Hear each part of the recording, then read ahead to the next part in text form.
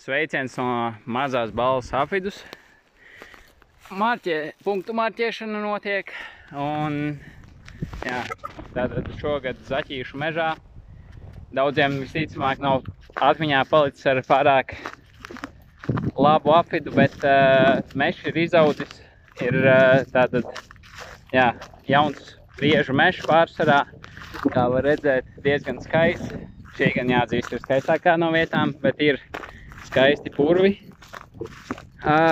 Ir daudz jauni izcirtumi, kas tika izcirsti šajā pavasarī, un tas dažviet ietekmē distances, bet kopumā ļoti dažveidīgs apvidus. Izcirtumi jaunaudzes mežs, daudz kur ir ar sniega lauzi pielauztas galotnes, bet ar interesantu reliefu, manuprāt, skrienamība tikai padarīs tehnisko daļu interesantāku un būs ļoti izaicinājuši. Tā ka tiekamies mazajā balvā jau pēc bišķīt vairāk kā nedēļas.